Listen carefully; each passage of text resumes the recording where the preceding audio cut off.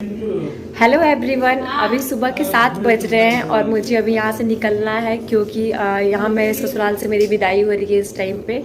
तो मैं अभी निकल रही हूँ बेंगलोर के लिए, तो आप बने रहिए साथ में हमारे।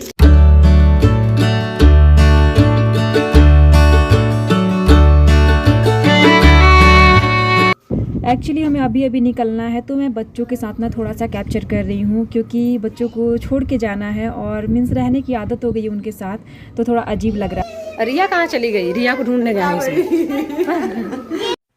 वैसे ये मॉर्निंग मॉर्निंग का टाइम था, तो काफ़ी अफरा तफरी हो जाती है निकलते निकलते टाइम में।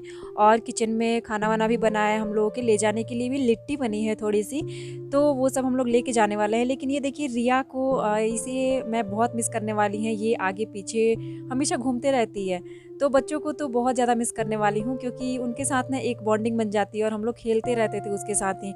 और यहाँ पे अब मेरे सामान भी बाहर जा रहे हैं, ट्रॉली मेरे हस्बैंड है, देवर है, वो लोग लेके जा रहे हैं। लेकिन यहाँ पे उसी बीच मेरे पैर कलर नहीं हुए थे, तो ये आलता होता है ना, तो उससे मेरे पैर कलर किए जा रहे हैं क्योंकि ये ससुराल का होता है कि अगर हम निकल रहे हैं ना तो उसके पहले कलर किए जाते हैं पैर, चाहे मायके जा रही हूँ चाहे कहीं भी जा रही हूँ मैं ससुराल से। तो यहाँ पे फटाफट से पैर को मेरे कलर किए जा रहे हैं आलता से। मेरी देवरानी पैर को मेरे कलर कर रही है और परी भी यहाँ पे बहुत शोर कर रही थी कि मुझे भी ऐसा कराना है, मुझे भी ऐसे चप्पल बनवानी है पैर में अपने। वो ऐसे ही बोलती है, तो मैंने बोला था कि ठीक है उसको भी बना देना, तो मेरी देवरानी उसका भी बनाई है, पर मैं उसको कैप्चर नहीं कर पाई थी, बहुत जल्दबाजी थी इस टाइम पे। और मेरे सामान वामान सब बाहर निकल चुके हैं और किचन जो था ना, आज तो मैं किचन में भी नहीं गई थी मॉर्निंग में। देवरानी और जेठानी ने मिलके किचन संभाल रखा था। उसके बाद हमारा जाने का समय आ गया है, निकलने का समय आ गया है। पापा जी यहाँ पे बोल रहे हैं ना कि आप लोग निकलो, नहीं तो लेट हो जाओगे, देर हो जाओगे। हमें पटना के लिए निकलना है, बेंगलोर जाने के लिए ना। सबसे पहले हम पटना जाते हैं, फिर पटना से बेंगलोर जाते हैं। तो आपको दिखाऊंगी कि पटना में जाने के लिए बीच में क्या क्या है, सब कुछ मैं दिखाऊंगी, यानी कि पूरा पटना तक का सफ़र दिखाऊंगी। और मैं घर के बाहर यहाँ पे निकल चुकी हूँ।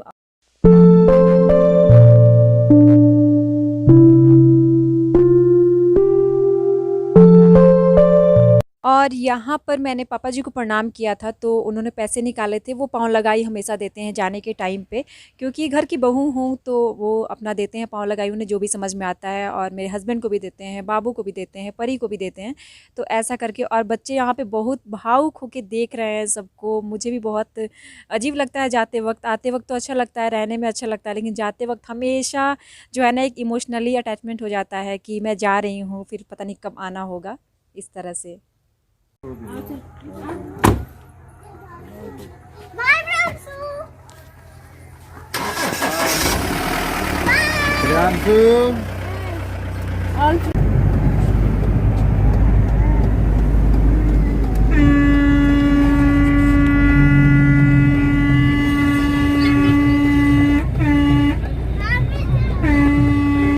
और हम लोग अपने गांव से निकल चुके हैं और यहाँ पे देखिए कितना धुंध है, कितना कोहरा है, मॉर्निंग का टाइम है।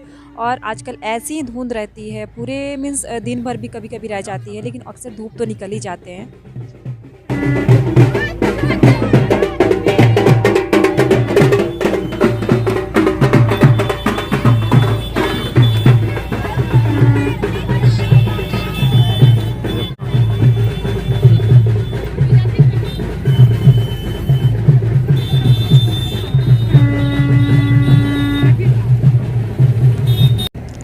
और देखिए मॉर्निंग के टाइम में कितनी धुंध है ना कि गाड़ी की जो लाइट होती है वो भी ऑन करना पड़ रहा है, फिर भी काफ़ी मीन्स कम दूर तक ही दिख रहा है। तो इस तरह से थोड़ा हम लोग स्लो ही जा रहे हैं। लेकिन बीच में मैं बता दूँ ना कि मैं जब जा रही हूँ ना, तो पटना जाने से बीच में ही, क्योंकि सिवान में ही मेरा मायका भी पड़ता है, तो देखिए मैं कहाँ पे आ गई हूँ, तो बीच में ना मेरा मायका भी पड़ता है, तो मैं वहाँ पे रुकी हूँ थोड़ी देर के लिए। यहाँ पे देखिए मैं अपने मायके में आ गई हूँ। अभी मैं हूँ अपने मायके में, मेरे पास थोड़ा सा समय था तो मैं मम्मी पापा से मिलने के लिए यहाँ पर चली आई हूँ। तो मुझे 1-2 घंटे यहाँ पे रुकने हैं, फिर मैं यहाँ से निकलूँगी बेंगलोर के लिए। हम लोग यहाँ पे आए और खाना वाना मम्मी बना के रखी थी, तो वहाँ से तो बहुत सुबह था ना, तो इसलिए हम लोग खाना खा के तो नहीं आए थे, लेकिन लेके ज़रूर आए थे। तो मम्मी ने खाना वाना बनाया था तो वो भी हमने खाया। लेकिन बहुत सारा ना मैं कैप्चर नहीं कर पाई क्योंकि बस मीन्स 1.5 से 2 घंटे तक मैं रुकी थी, तो उस टाइम में बस बातें बातें करने में ही टाइम निकल गया, मैं ज़्यादा कुछ कैप्चर नहीं कर पाई। लेकिन यहाँ पे फिर हम लोग सब निपटाने के बाद नीचे आ चुके हैं। देखिए मेरी बैग्स जो है यहाँ पे 3 यहाँ पड़े हुए हैं और एक मम्मी ने थैले को बढ़ा दिया है, क्योंकि वहाँ जाने पे ना मम्मी बोलने लगी कि थोड़ा सा ये ले जाओ, थोड़ा सा वो ले जाओ। अब मैंने बोला कि जगह तो है नहीं मम्मी, लेकिन फिर भी अब क्या करेंगे। और देखिए प्रिंसू को मेरा छोटा भाई है, तो वो चॉकलेट दे रहा है, परी को भी दे रहा है और यहाँ पे एक्सचेंज हो रही है चॉकलेट, क्योंकि परी को बड़ी वाली चाहिए।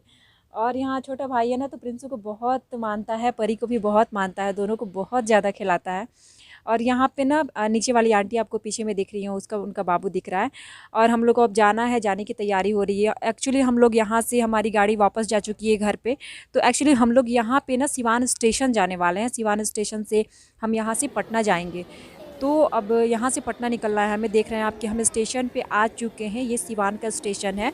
तो सिवान स्टेशन पे हम लोग आ चुके हैं। यहाँ पे हम लोग थोड़ी देर बैठे हुए थे, ट्रेन का वेट कर रहे थे। तो यहाँ से हम पटना के लिए निकलेंगे। पटना के लिए निकलने से पहले ना हम लोग यहाँ बैठे हुए थे, तो परी को कुछ कुछ चाहिए होता है, तो वो यहाँ पे खरीदवा रही थी, कोई कोई सामान खरीदवा रही थी। लेकिन बाहर में आपको पता है ना कि थोड़ा सा आजकल भी है कि हाँ मास्क पहनना है, ग्लव्स पहनना है, ये सब चीज़ें अभी भी हैं, क्योंकि अभी कोरोना गया नहीं है। और हम लोग यहाँ पे स्टेशन पे थे और ट्रेन में बैठ चुके हैं इस टाइम पे। यहाँ से हमारी ट्रेन निकल चुकी है, यहाँ से हम पटना जाएंगे और पटना से हमें बेंगलोर जाना है।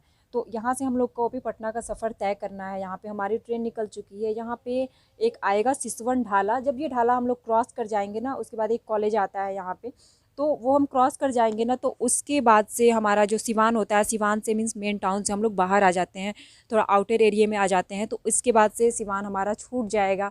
तो बहुत ही अजीब लगता है कि अब यहाँ से हम निकल रहे हैं, सिवान से बाहर जा रहे हैं, क्योंकि एक होम टाउन जो होता है ना, वहाँ जाने के बाद वापस आने के टाइम ना थोड़ी इमोशनल अटैचमेंट होती है। जो वो देखिए मैंने कहा था ना, जो ढाला आएगा, तो यहाँ पे वो ढाला है, ये क्रॉस कर जाने के बाद ना लगता है कि थोड़ा आउटर एरिया आ जाता है ना, तो लगता है कि अब सिवान छूट रहा है हमारा।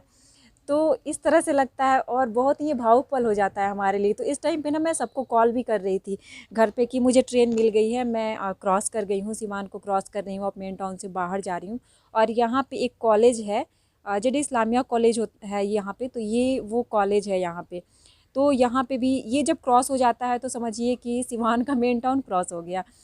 तो यहाँ पे हम लोग क्रॉस कर रहे हैं। इसके बाद से पटना का जो भी चीज़ आने वाला है ना, मैं वो भी आपसे दिखाऊंगी, क्योंकि वहाँ पे एक रिवर आता है, बहुत बड़ा रिवर है, जो सिवान से पटना जाने के बीच में आता है। सोनपुर वगैरह भी आता है, तो गंगा नदी आती है ना, तो वो मैं आपसे शेयर करूँगी, वो मैं दिखाऊँगी कि आखिर गंगा नदी कैसे दिखती हैं ट्रेन के ज़रिए। तो यहाँ पे देखिए हम लोग आ गए हैं पटना में, मीन्स हम लोग इंटर कर चुके हैं यहाँ पर।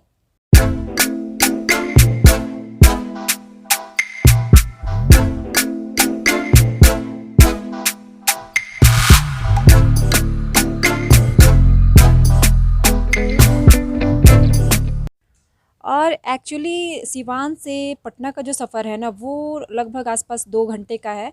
और गंगा नदी मिलती है जहाँ पे, तो वो गंगा नदी तो बहुत बड़ी है। और उसके पहले सोन नदी आती है वहाँ पे, और उसके बाद गंगा नदी आती है।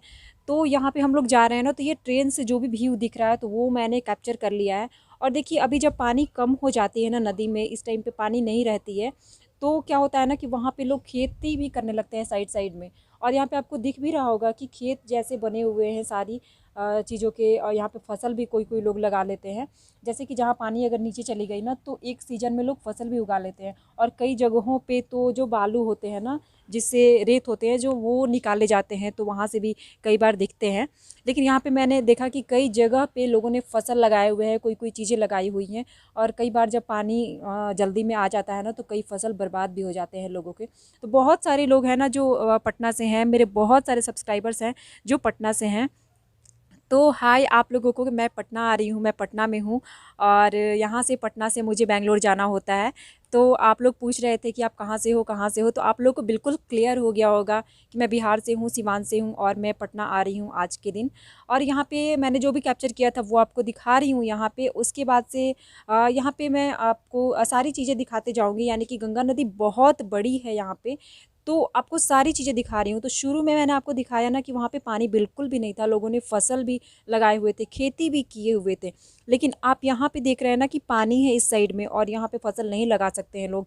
लेकिन जब ये पानी बढ़ जाता है ना, तो जो आपको पेड़ पौधे दूर दूर तक दिख रहे हैं ना, थोड़े ऊंचाई वाले, उसमें भी चले जाते हैं और पानी इसका बहुत ज़्यादा बढ़ जाता है। तो जो लोग यहाँ से बिलोंग करते होंगे ना, तो उनको तो बिल्कुल भी पता होगा कि किस तरह से होता है। तो मैं भी अक्सर आती जाती हूँ पटना, तो मुझे भी मालूम होता है। तो यहाँ आप देखिए कितने अच्छे से पानी है और कितना अच्छा शेप ये सब बना हुआ है। लगता है ना इस टाइम पे, लगता है ना कि यहाँ पे फ़ोटो सेशन बहुत अच्छा होगा, इस तरह से देखने में लगता है।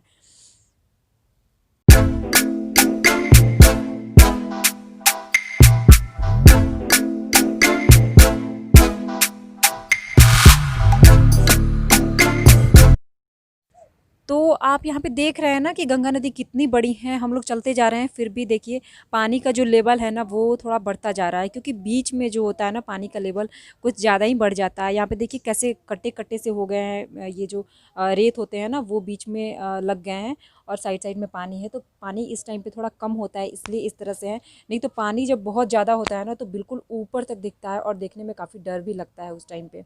तो जो भी मेरे व्यूवर्स अगर देख रहे हैं ना, तो अगर आप चैनल पे नए आते हैं तो प्लीज़ सब्सक्राइब कर लिया कीजिए चैनल को सब्सक्राइब कर लेंगे तो आपको इसकी नोटिफिकेशन मिलती रहेगी। जैसे ही मैं नेक्स्ट वीडियो डालूंगी, अपलोड करूंगी, तो आपको उसकी नोटिफिकेशन मिलेगी और आप मेरा वीडियो देख पाएंगे।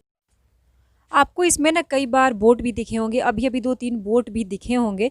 तो जब पानी का लेवल जो होता है ना ज़्यादा होता है, तो उस टाइम पे भी बोटिंग बहुत ज़्यादा होती है। यहाँ पे आसपास भीड़ भाड़ भी थोड़ी सी ज़्यादा होती है, तो उस टाइम पे भी बहुत अच्छा लगता है। अगर वैसे में मैं कैप्चर कर पाई ना नेक्स्ट टाइम, तो आपसे वो भी वीडियो ज़रूर शेयर करूँगी। और यहाँ पे थोड़ी सी धुंध है, थोड़ा सा मौसम ख़राब है, जिसकी वजह से ना पूरा क्लियर नहीं है, थोड़ा धुंध धुंध सा आ रहा है। तो पूरी चीज़ें क्लियर नहीं हो पा रही हैं। ये कैमरे का दिक्कत नहीं है, ये वेदर ही वैसा है इस टाइम पे। तो आपको सामने में देखिए एक बोट दिख रहा होगा। तो इसमें गंगा नदी, जैसा कि मैंने आपको बताया ना कि बहुत बड़ी है, तो थोड़ा सा और बचा हुआ है। जो भी चीज़ें हैं वो आप ज़रूर देखिए।